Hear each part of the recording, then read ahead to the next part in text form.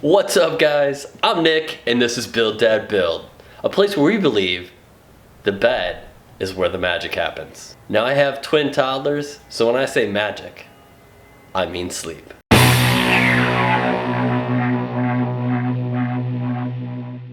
Alright guys, on this episode we are going to build a bed.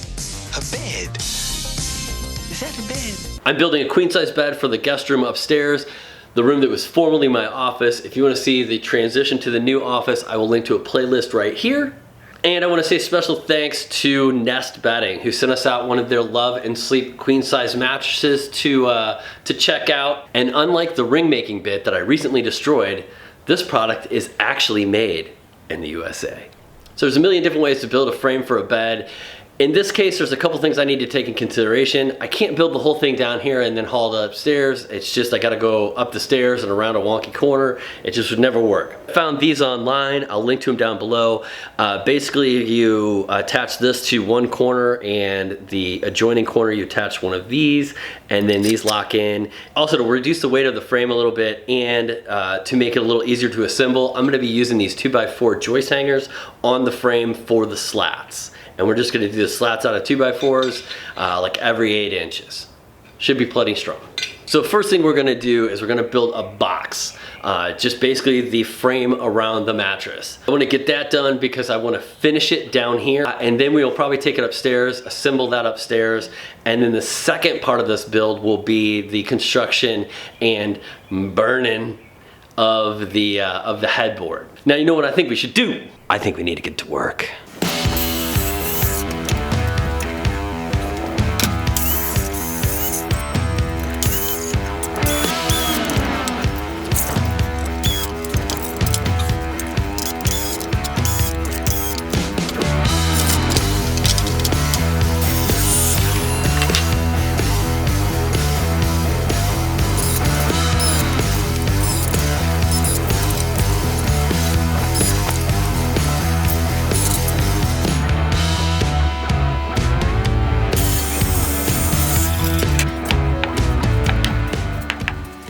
Alright guys, it's the next day. I've reassembled the frame on the ground, minus the stringers. And our next step now, I'm gonna do a round over bit around the top of the frame to make it a little smoother. I'm gonna flip it over and then I'm gonna chamfer the bottom edge just to it's gonna make it look a little sleeker, a little less boxy. And then I'm also gonna chamfer the bottom of all 8 feet. If you don't know, if you have wood feet on any sort of piece of furniture that you're gonna move around, if you chamfer the bottom of that foot, it makes it less likely to split if you have to drag that piece of furniture. So just a little tip there.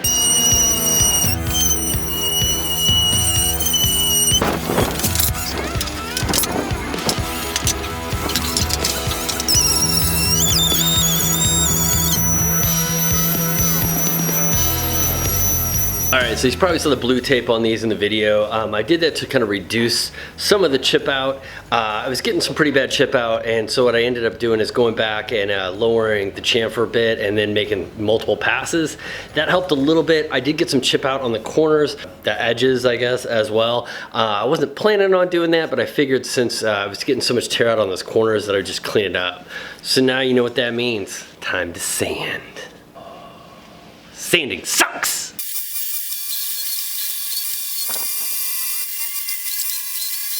If you're using pine, you want to use a little pre-stain prior to applying stain. It just makes sure that your stain isn't blotchy. Now glove up.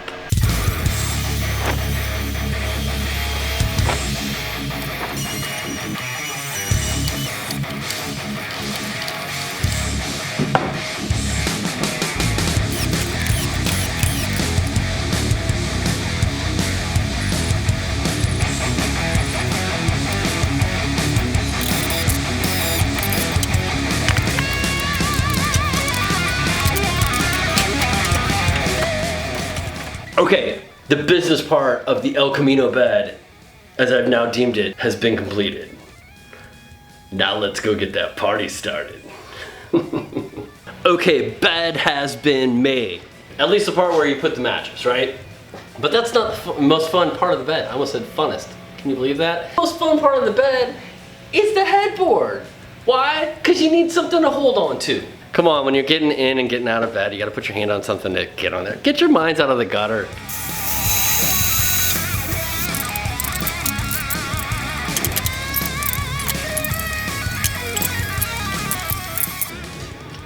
What? I'm not getting ready to burn anything. I'm going to the grocery store. Coronavirus!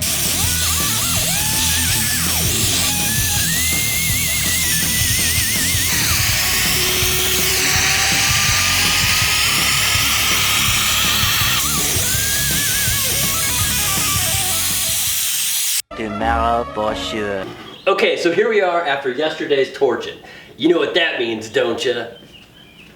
We put the stank on. Now it's time to take the excess stank off. I hate this part, it's really dirty.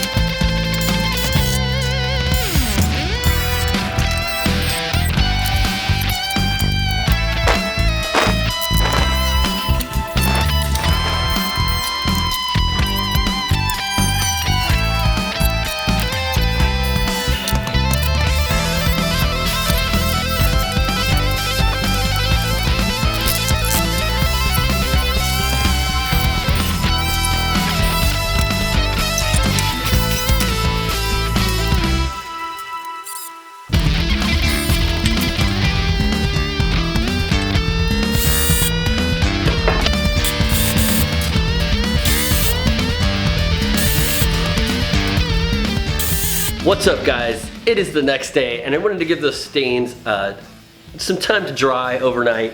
I came down this morning and what I did is just a light coating of a clear lacquer. Used a little Krylon specialty lacquer. I like to do one coat of this because when you're working with pigmented stains, sometimes the clear coat can pick up the colors from those different stains. If you're working with multiple, you can drag one color into another. But what I'm going to use to actually finish this is Total Boats Halcyon Clear. If you guys have been watching the channel, you know I love this stuff. Ever since I found it, I put it on pretty much everything. It's UV resistant, it's damn near bulletproof, and it dries in an hour. So multiple coats are not an issue. Also, special shout out to Unicorn Spit. That's the red stain that I used. It's looking amazing. Another special shout out goes to Inspire Woodcraft, who recently did a video on using steel wool to kind of bring those blacks back out of the stain. I'll link to that video right here. Jody's a great resource for Shou Sugi bond finishes. Go check out his channel.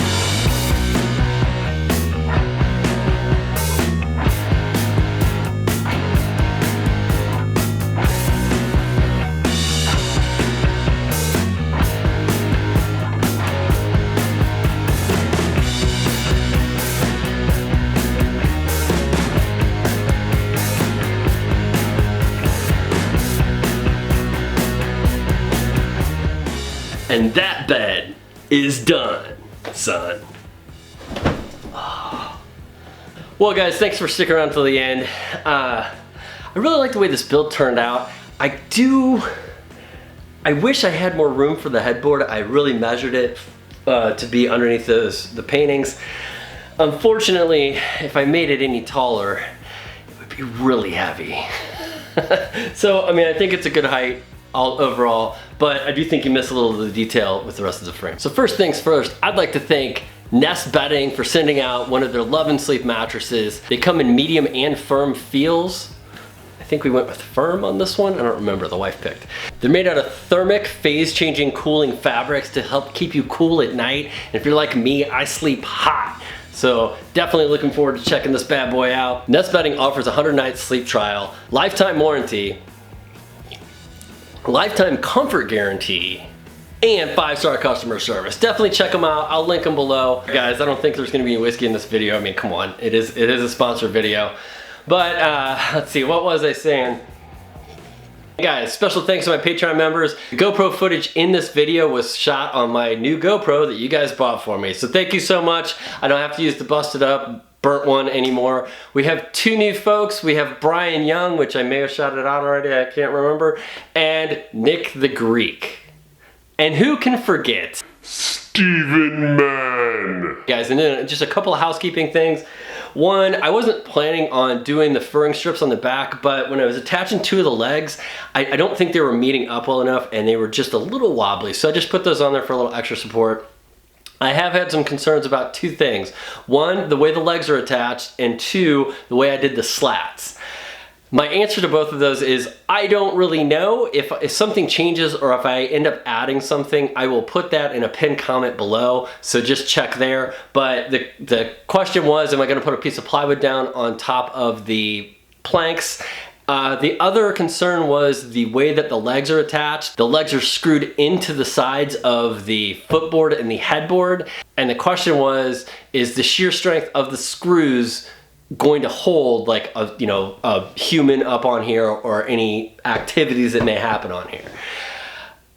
My answer to that is the folks at SPAX seem to think so. I had a long discussion with them when I was at Workbench Con, and they stand by the shear strength of their screws. The other thing is this bed frame is really only about 2.5 inches off the ground. So if there was some sort of failure, nobody's really gonna get hurt or anything like that. But all in all, I really dig the way the headboard turned out.